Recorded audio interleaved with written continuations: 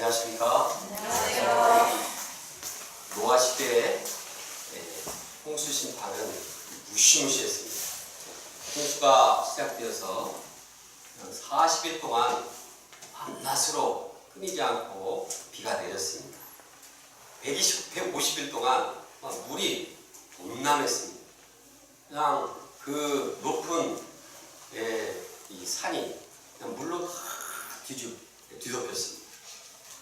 오직 노아의 방주에 있던 8명의 식구들만 구원받고 모든 사람, 모든 짐승 다 사라졌습니다. 이 엄청난 홍수 심판은 하나님께서 죄를 얼마나 미워하시는지를 보여줍니다. 또한 죄의 결과가 얼마나 끔찍하고 비참한가를 보여주고 있습니다. 오늘 본문은 홍수 심판 이후에 하나님께서 무엇을 행하셨는가를 말씀하고 있습니다. 여기서 보면 하나님께서는 이 홍수 심판 이후에 그들을 축복하셨고 그들에게 새로운 언약을 맺으셨습니다.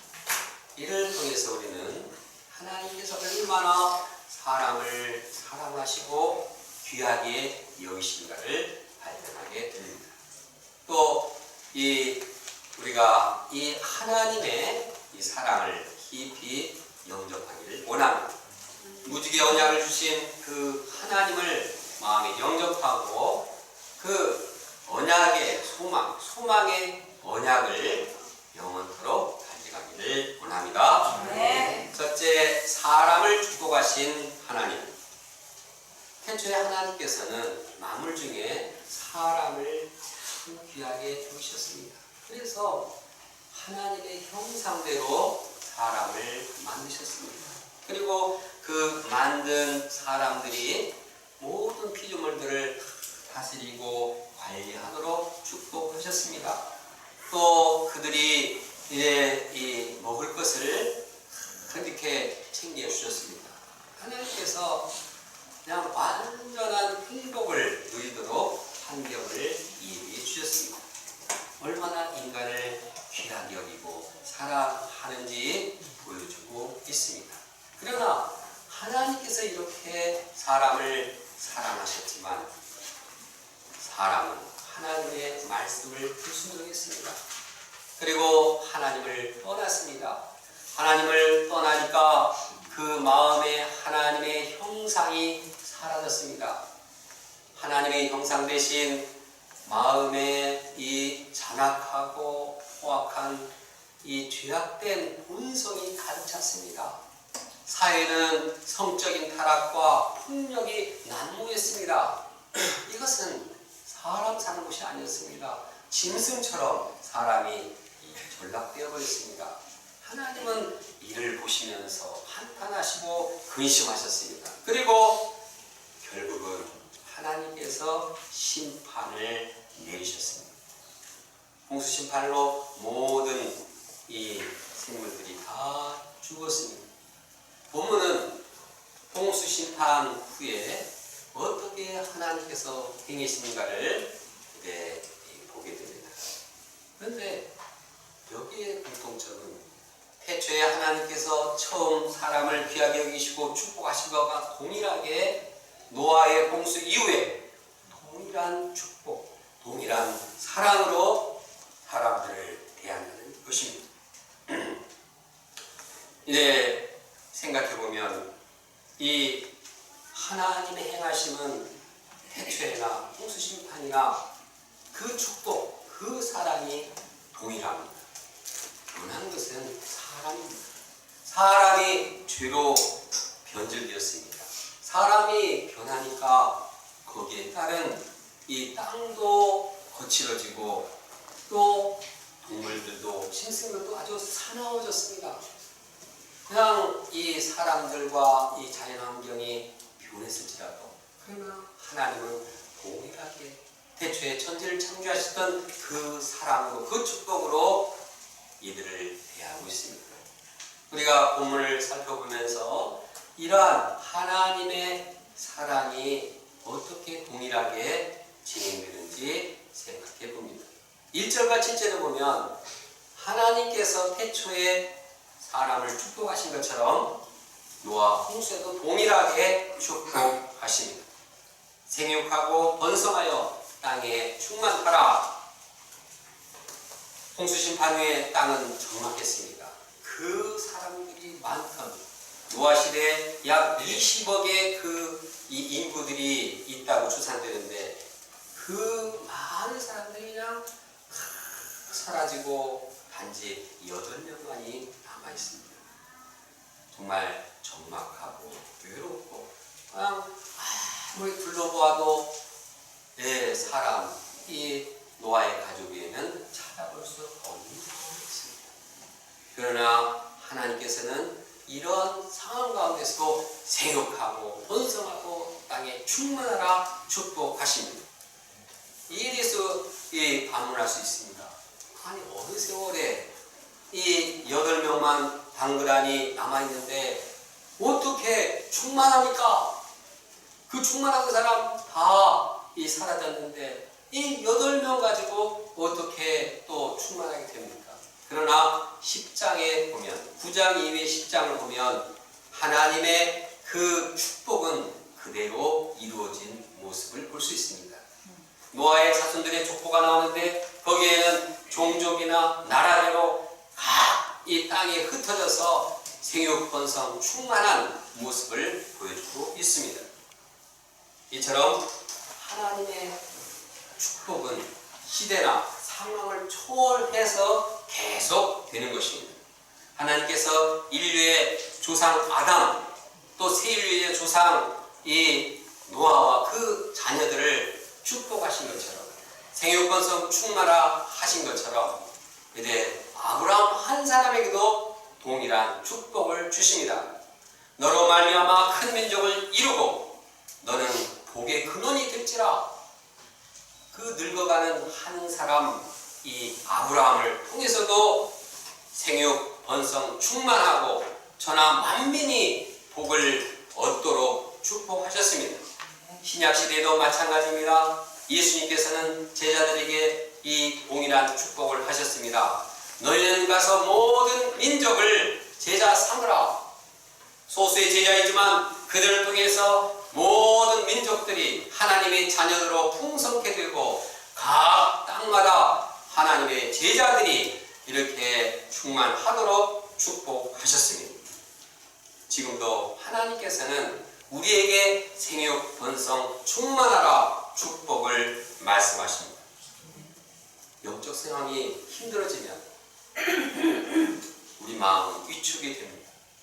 생육 번성 충만하는 그런 모습보다도 현재 우리의 초라한 모습을 보면 이거 망하지 않을까? 이렇게 마음이 위축되고 불안하고 두려움에 빠지기 쉽습니다.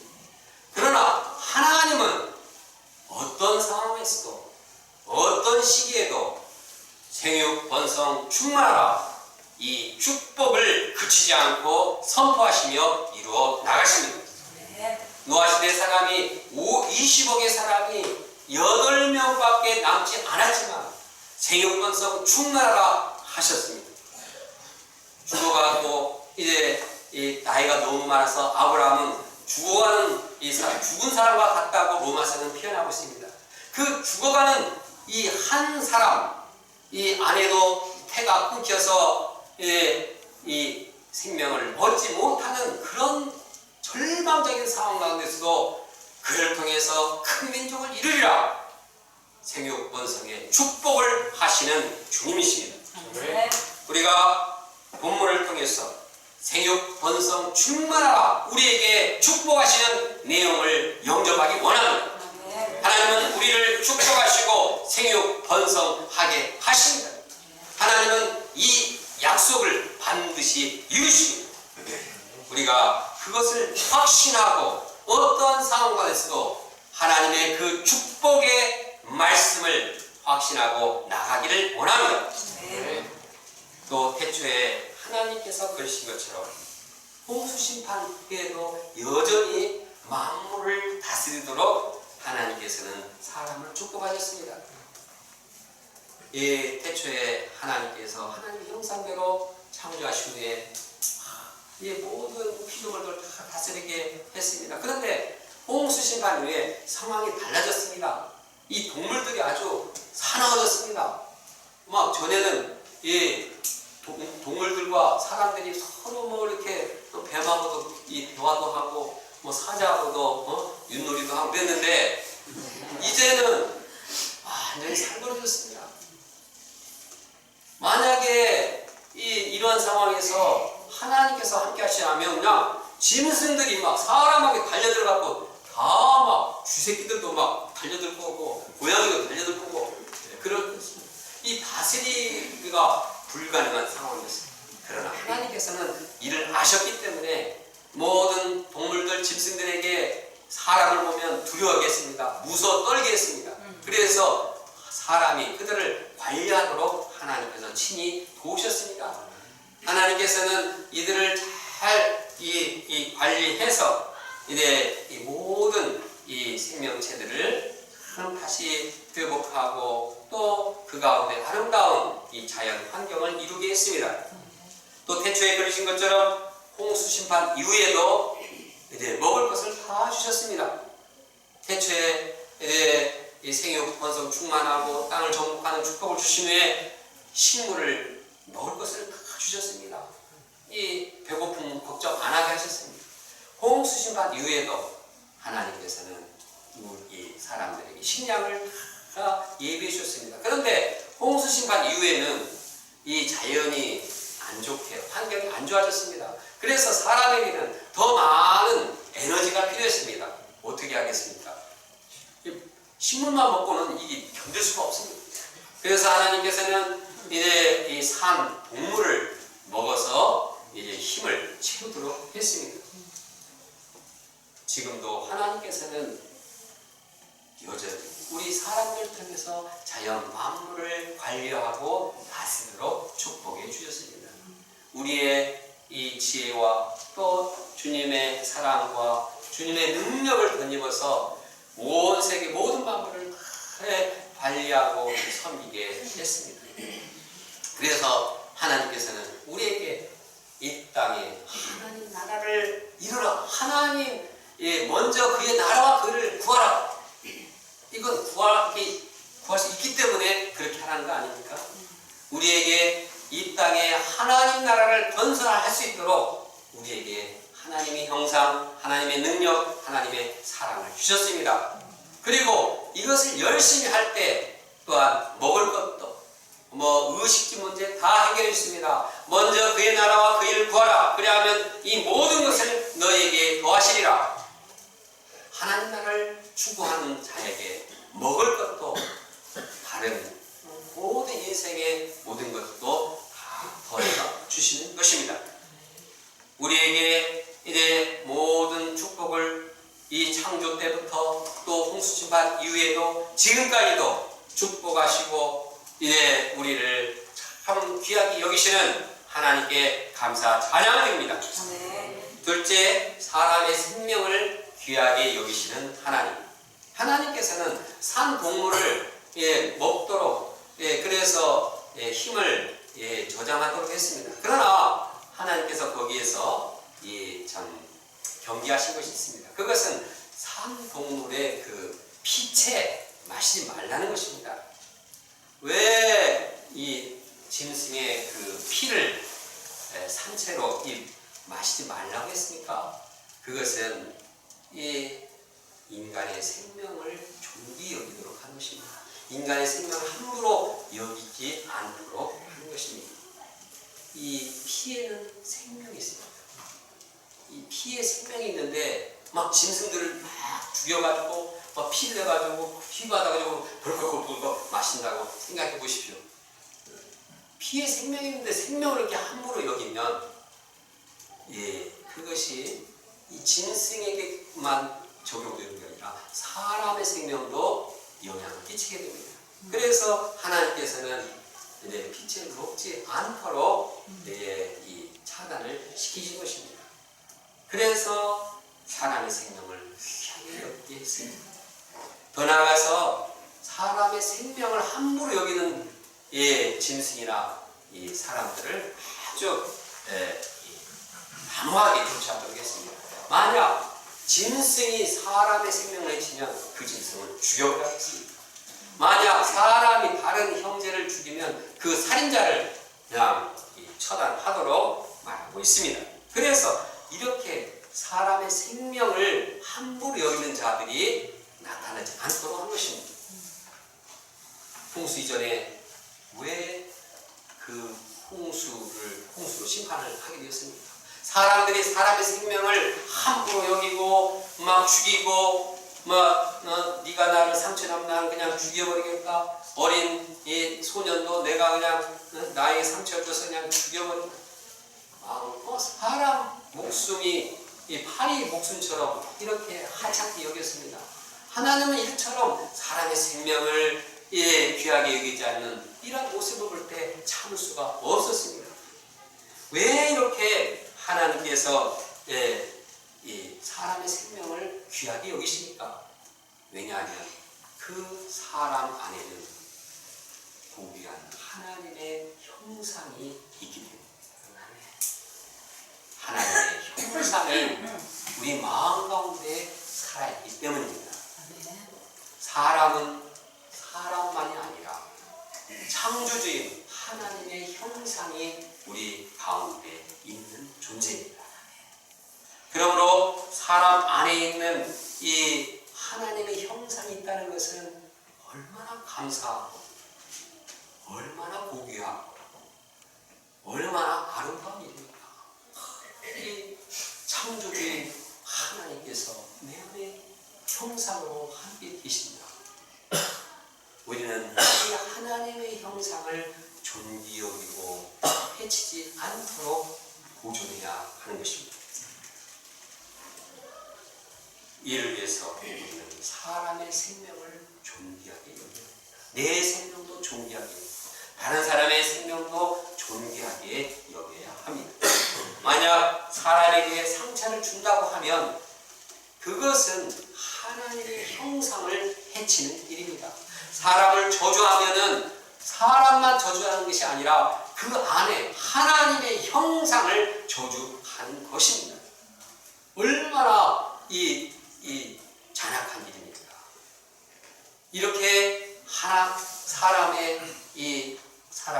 함부로 여기면 그 안에 하나님의 형상은 깨지고 사람은 점점 동물처럼 절망하게 되는 것입니다. 그래서 이제 예수님께서는 경고하십니다. 형제에게 노하는 자마다 심판을 받게 된다. 미련한 놈이다. 너 참 미련하다. 이렇게 하는 사람마다 지옥불에 들어가게 되리라 말씀하고 있습니다. 얼마나 이 예수님께서 사람의 생명을 존귀 여기도록 하셨는지 말해주고 있습니다. 사도 야고보도 우리가 하나님의 형상으로 지음받은 사람을 저주하는 것은 마땅치 않다 이렇게 말하고 있습니다. 아무리 잔악한 사람일지라 하더라도 하나님의 형상이기 때문에 저주해서는 안 된다는 말씀입니다. 지금도 하나님께서는 우리가 형제를 하나님의 이 형상이 있는 우리 생명을 존중하도록 원하십니다. 로마서 보면은 하나님께서 그리스도의 형상을 본받게 하기 위해서 우리를 이미 정하셨다고 말하고 있습니다. 우리는 하나님의 형상을 덧입고 그리스도의 그 형상을 덧입으며 키우며 하나님처럼 거룩하고 하나님처럼 용서하고 하나님처럼 관용하는 존재가 되어야 하는 것입니다. 이를 위해서는 무엇을 해야 합니까? 이 하나님의 형상을 파괴하는 죄 문제를 해결해야 합니다. 죄는 사람의 안에 있는 하나님의 형상을 파괴시킵니다. 미움과 정죄, 교만과 시기심, 열등감, 이 정욕, 이러한 죄가 있으면 우리 안에 있는 하나님의 형상이 파괴되는 것입니다. 그러므로 우리 안에 이 죄를 고백하며 이 죄를 십자가에 못 박아 그리스도께서는 이 죄를 해결하기 위해서 피 흘려 십자가에 돌아가셨습니다. 그래서 우리가 죄를 회개하고 하나님의 형상을 회복하며 우리 생명을 귀하게 여기도록 하신 것입니다. 예를 들어 나를 못살게 하고 나를 괴롭히는 형제를, 이 아주 이기적이고 교만한 사람을 용서하고 용납하기라는 것은 참으로 힘듭니다. 이때 우리가 형제를 미워하거나 정죄하면 이것은 요한일서 3장 15절에 보면 영적으로 살인이라고 했습니다. 우리가 미워하고 우리가 정죄하면 우리는 그 사람을 죽이는 것입니다. 상대방은 미워하게 되면 우리 안에 있는 하나님의 형상은 깨집니다. 내 안에 미움을 가지고 있으면 내 안에 하나님의 형상이 깨지고, 그것이 상담해 가면 그 사람 안에 있는 하나님의 형상이 깨지게 됩니다. 형제를 존귀하게, 사람을 존귀하게 여기지 못하게 되는 것입니다. 그럼 우리는 미움의 죄를 십자가에 못 박아 죽이고 대신에 하나님의 마음, 하나님의 용서의 마음을 던져야 하는 것입니다. 우리 마음에 하나님의 형상이 회복되고 우리 안에 하나님의 형상이 함께할 때 사람을 존귀하게 여기게 된 것입니다. 그러므로 매일매일 우리 안에 있는 하나님의 형상이 회복되도록 기도하겠습니다. 사람을 존귀하게 여기는 공동체를 이루어야 하겠습니다. 우리가 언제 하나님의 살아계심을 체험하게 됩니까? 우리가 하나님의 형상을 회복하고 형제들이 하나님의 형상대로 서로 이해하고 용서하고 사랑할 때 그 안에서 살아계신 하나님을 체험하게 된다고 요한일서는 말하고 있습니다. 또한 우리가 이렇게 서로 하나님의 형상으로 사랑하고 이 공동체 이룰 때 다른 믿지 않는 형제 자매도 나도 이런 공동체 가서 함께 이 하나님의 형상대로 변화되고 싶다, 이렇게 전도가 되는 것입니다. 우리가 사람을 존귀하게 여기시는 하나님, 태초에나 또한 노아의 시대나 지금도 우리를 존귀하게 여기시고 우리가 하나님의 형상대로 회복되기를 원하시는 그 하나님의 소원, 하나님의 마음을 영접하기 원합니다. 셋째, 은혜의 언약을 주신 하나님. 하나님께서는 노아와 그 아들들, 또 세상의 모든 만물들을 앞에 놓고 언약을 하십니다. 그런데 이 언약의 내용은 사실 보면 언약이라고 보기가 어렵습니다. 왜냐하면 언약이라는 것은 엄밀히 말해서 네가 그렇게 하면 나는 이렇게 하겠다, 쌍방간의 약속으로 이루어진 것이 언약입니다. 그런데 하나님께서 하신 언약은 사람에게 요구하는 것이 없습니다. 그냥 자기가 그렇게 하겠다는 것입니다. 그 내용이 무엇입니까? 내가 이제 다시는 홍수 심판을 내리지 않겠다. 다시는 내가 너희들을, 인류 전체를 심판하지 않겠다고 약속하신 것입니다. 하나님께서는 왜 이렇게 사람에게 어떤 요구도 요구하지 않으셨을까요? 그것은 하나님이 사람을 잘 알기 때문입니다. 사람이 얼마나 못난지 아십니다. 하나님은 사람이 스스로 하나님의 심판을 피할 수 없다는 걸 아십니다. 도대체 못하는 사람한테 그렇게 해봤자 서로 피곤하고 서로 망가지는 것입니다. 하나님은 이 사람이 어릴 때부터, 태어날 때부터 악하다는 사실을 아셨습니다. 그래서 이제 말씀하십니다. 내가 다시는 사람으로 말미암아 땅을 저주하지 아니하리니 이는 사람의 마음이 계획하는 바가 어려서부터 악하니라. 내가 전에 행한 것 같이 모든 생물을 다시 멸하지 아니하리라. 하나님께서는 이제는 결코 인간을 심판하지 않겠다. 인간이 죄를 지었을지라도 인간이 심판받지 않고 생육번성 충만하게 된 그 근거는 이 은혜의 언약이 있기 때문입니다. 하나님께 감사하겠습니다. 우리가 죄를 범하는 그런 자일지라도 심판하지 않고 참으시고 우리가 회개하고 변화되기를 원하시는 이 은혜의 언약을 베풀어 주신 것입니다. 하나님은 언약에 대해서 또 증거를 세웠습니다. 이 증거를 세워가지고 언약 이거 맞아 이렇게 확실하게 그들에게 확인시켰습니다. 본문에 보면 언약의 증거라는 말을 3번 반복하고 있습니다. 언약을 확실하게 하고자 하는 의미입니다. 우리가 임대차 계약을 하면 원룸 계약하면 서로 씁니다. 뭐 조건 다 쓰고 임차인, 임대, 중개해갖고 거기다 도장 받고 왜 그럽니까? 이 언약이 확실하다는 것을 이 증거로 남기에 하기 위해서입니다.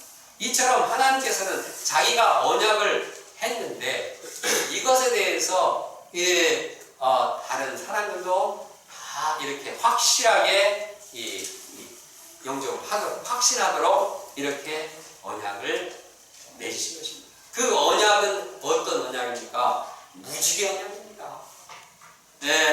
이렇게 빨주노 파남보 아름다운 이 언약 무지개를 세우고 너가 이 무지개를 보면 내가 한 그 언약을 기억해라. 내가 너희를 결코 저주하지 않겠다. 이렇게 한 언약을 기억하도록 했습니다. 당시 노아나 그 가족들은 홍수에 대한 트라우마가 있었을 것입니다. 상풍 사건에 이제 거기에 있다가 구출된 사람은 평생 이 트라우마 때문에 건물에 들어가지 못하는 겁니다. 그런데 그냥 1년 동안 방주에서 그 안에 그냥 그 홍수 속에서 있을 때 그 마음이 얼마나 두려움이 있겠습니까? 막 비만 오면은 아이고 또 심판하지 않나. 그러나 하나님께서는 무지개 언약을 주심으로써 그들이 다시는 두려워하지 않고 내가 확인하고 내가 증거를 세우니까 결코 두려워하지 말라. 하나님께서는 인간에게 그러한 희망의 언약을 주신 것입니다. 13절을 함께 읽어보겠습니다. 13절을 함께 읽겠습니다. 시작. 내가 내 무지개를 구름 속에 두었나니 이것이 나와 세상 사이의 언약의 증거라. 우리가 이 하나님께서 인류 전체를 심판하지 않겠다는 그 언약을 영접하기 원합니다. 무지개를 볼 때마다 아름답다 이렇게 감사하고 하지만 우리를 보호하시고 우리를 사랑하시고 우리를 심판하지 않으시는 그 주님의 사랑, 그 은혜를 영접하기 원합니다. 그런데 하나님께서는 무지개 언약보다 더 귀하고 더 사랑스러운 이 언약을 우리에게 주셨습니다. 그 언약이 어떤 언약입니까? 그것은 피의 언약입니다. 예수 그리스도께서 우리에게 주신 피의 언약입니다. 예수는 말씀하셨습니다. 너희가 다 이것을 마시라. 이것은 죄의 사함을 얻게 하려고 많은 사람을 위하여 흘리는 바 나의 피 곧 언약의 피라. 이 언약 역시 행위를 모았지 않습니다. 이 언약의 피의 언약은 예수님의 피를 바라보고 영접하기만 하면 모든 죄에서 사해 주시겠다는 언약입니다. 우리가 어떻게 해야지 이 지독한 죄 문제를 해결해 주시다 그러지 않았습니다. 그냥 믿기만 하면 인정하기만 하면 우리의 모든 죄를 사해 주십니다. 어떤 흉악한 죄를 범할지라도 피의 언약을 마음에 영접하면 우리는 죄에서 벗어납니다. 그뿐만 아니라 우리가 죄상을 받으면 하나님과의 화목된 관계가 이루어집니다. 하나님과의 교제가 이루어집니다. 하나님과 교제가 이루어지면 또 우리가 형제와 형제끼리 서로 화목하게 되는 것입니다. 에베소는 말씀하고 있습니다. 이제는 전에 멀리 있던 너희가 그리스도 예수 안에서 그리스도의 피로 가까워졌느니라. 그리스도의 피를 영접하면 우리의 모든 죄가 사해지고 하나님과 우리의 친밀한 관계입니다. 더 이상 하나님 두려워하지 않습니다. 더 이상 죄로 인해서 이제 떨지 않습니다. 담대한 마음으로 하나님께 나아가서 하나님과 화평의 관계, 평강의 관계를 이루어 나가는 것입니다. 우리가 무지 언약을 주신 하나님께 감사할 뿐만 아니라 피 언약을 주신 하나님께 감사하기 원합니다. 우리가 예수님의 피를 바라보면서 죄사함의 은혜와 또한 이 하나님과 형제들끼리의 화목의 이러한 은혜를 누리기를 원합니다. 우리에게 무지개 언약을 주실 뿐만 아니라 더 나아가서 피의 언약을 주신 하나님과 예수 그리스도의 그 은혜에 감사와 찬양을 드립니다. 다 같이 우리가 11절을 함께 읽겠습니다. 11절을 함께 읽고 우리가 이 오늘 말씀을 기억하면서 태초의 때나 노아의 때나 지금도 세계권성 충만의 은혜를 동일하게 베푸시는 하나님, 우리의 생명을 존귀하게 여기시고 하나님의 형상으로 회복하기를 원하시는 하나님, 무지 언약을 주셔서 우리가 이제 일방적으로 죄에서 사함받고 하나님과 이 관계를 이루게 하신 그 하나님, 형제와 화목하게 하신 그 하나님을 우리가 감사하며 또한 우리 안에 있는 모든 죄를 그리스도 예수 그리스도 앞에 고백하고 십자가 앞에 못 박아 죽임으로 우리의 심령이 새롭고 하나님의 영광과 찬양을 부를 수 있도록 다 같이 함께 기도하겠습니다. 감사하신 하나님 아버지여, 주님께서 오늘 이제 귀한 말씀 주셔서